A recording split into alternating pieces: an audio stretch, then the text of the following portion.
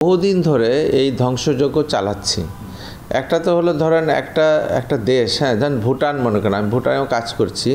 ওদের নিয়মই হচ্ছে, রাষ্ট্রীয় নিয়ম হচ্ছে যে 70 ভাগ জায়গা খালি থাকবে আর 30 ভাগ জায়গার মধ্যে আপনি দালান কোঠা চিন্তা করতে পারবেন। তো 70 ভাগ মানে হচ্ছে শুধু তো গাছ না, 70 ভাগ মধ্যে পানি আছে, নদী আছে, গাছ আছে, রাস্তা আছে, হ্যাঁ, সব কিছু মিলে 70 ভাগ। আর বাকি যে 30 ভাগ, তার মধ্যে তো 30 ভাগ পুরাটা বানানো যায় না। 30 ভাগে 2টা বাড়ি বানালে, 100টা বাড়ি বানালে তার মাঝে গ্যাপ দিতে হয় না, ওর মধ্যে বাগান দিতে হয় না। তো ঘুরে ফিরে দেখা যায় খুব বেশি হলে একটা দেশে পুরোটা চিন্তা করলে 20 ভাগের বেশি নির্মাণই করা যায় না। আর বাকি সবটাই কিন্তু দালানের ফাঁকে গাছ লাগানো, এবং বাকিটা হচ্ছে রাস্তাঘাট, নদী নালা, পাহাড়, গাছগাছালি, বনাঞ্চল সব মিলিয়ে। বাংলাদেশে যদি দেখেন আপনি 50% বানিয়ে ফেলেছেন টোটাল, এটা তো ভয়ঙ্কর জায়গায় চলে গেছে। তো আমরা অলরেডি বন উজাড় করেছি, হাজার হাজার একর বন নষ্ট হয়েছে আমাদের। আপনারা জানেন, আপনার সবচেয়ে বড় গাছের থেকে অনেক বেশি যে আপনাকে অক্সিজেন দেয়, ঠান্ডা করে, সে হচ্ছে পানি। গাছ একা সেটা করে না, বরঞ্চ সে বেশি করে। তো ঢাকা শহরে যত নদী নালা ছিল তো অধিকাংশই তো নষ্ট হয়ে গেছে। পুকুর ছিল, নদী ছিল, খাল বিল ছিল, এগুলা তো অধিকাংশই শেষ হয়ে গিয়েছে। 2-4টা আছে, সেও আবার দেখবেন যে মানে পানি নাই ওর মধ্যে ময়লা আছে, আর নাহলে পানি শুকিয়ে গিয়েছে। তো এটা একটা ধ্বংসযজ্ঞ হয়েছে, এটাতে হিট আইল্যান্ড তৈরি করেছে। গাছ কমিয়ে ফেলেছি আমরা, কারণ বাড়ি আর বাড়ি বানাচ্ছি আপনার, সেটাতে একটা সমস্যা হয়েছে।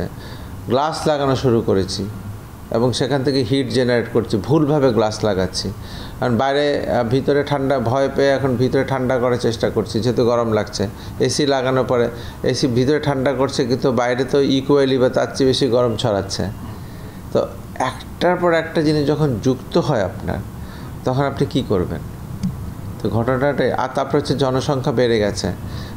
যেখানে 20 লক্ষ লোক থাকলে মনে করেন যে তার বডি থেকে যে হিট বেরোতো সেটার পরিমাণ, আর যেখানে 2 কোটির উপর বেশি লোক থাকে, তাদের বডি টেম্পারেচার একটা ইম্পর্টেন্ট জিনিস না, সেটা তো ছাড়ে তারা। তো মানুষও গরম ছাড়ছে, গাছও নেওয়ার মতো নাই, পানিও নাই আপনার, রাস্তাঘাট খালি বাড়ছে আর বাড়ছে। ব্রিজ ওভারব্রিজ বানাচ্ছে, ফ্লাইওভার বানাচ্ছে, এগুলো সবই তো কংক্রিট তো হিট অ্যাবজর্ব করে এবং রিফ্লেক্ট করা শুরু করে আপনার। তো নেগেটিভ আর নেগেটিভ, তো যোগফল কি?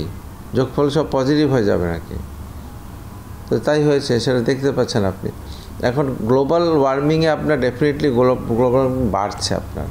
তো ধরেন রিসেন্টলি দেখা গেছে একটা স্টাডি থেকে ধরেন 2-2.5% কিন্তু অলরেডি বেড়ে গেছে। 6% বাড়লে পরে সায়েন্টিস্টরা বলছে যে এই পৃথিবীতে বাস করা কঠিন হয়ে যাবে।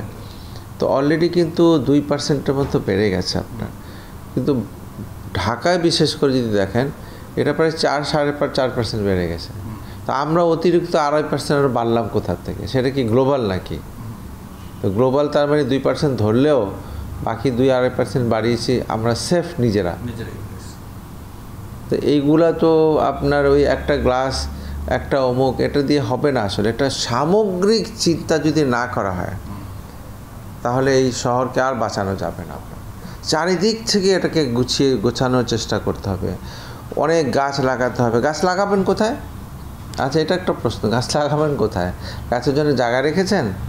কোনো বনের মতো ঢাকা শহর বলেন না, একটা বড় বনের জায়গা আছে, অনেকগুলো জায়গা আছে আপনার, নাই তো অত জায়গা যেখানে এত। হ্যাঁ, নগরবন তৈরি করার উদ্যোগ নিয়েছে। নগরবনটা হবেটা কোথায়? বন তো মনে করেন যে আমি তো ছোট্ট একটা মানে আর্কিটেক্ট, আমি তো বড় জায়গা নিয়ে কম কাজ করি। হয় আমার বিল্ডিংয়ের সামনে যদি আপনি দেখেন, এই যে আমি একটা গাছ লাগানোর জায়গা করেছি, সেটা তো আপনার আমি একটা 15-20টা গাছ একসঙ্গে লাগিয়েছি একটা গাছের জায়গায়, এবং সেই জন্য আমি ট্রে করে অসংখ্য গাছ লাগিয়েছি, যাতে পুরো একটা জঙ্গলের মতো হয়। আমি এটাকে বলছি একটা শহরে গাছ। তো শহরে গাছ 10টা গাছ, 15টা গাছ মিলে একটা গাছ। এই যে একটা আইডিয়া, নতুন আইডিয়া আসতে হবে, অনেক জায়গাতে গাছ লাগাতে হবে, জলাধার না থাকলে তৈরি করতে হবে আপনার।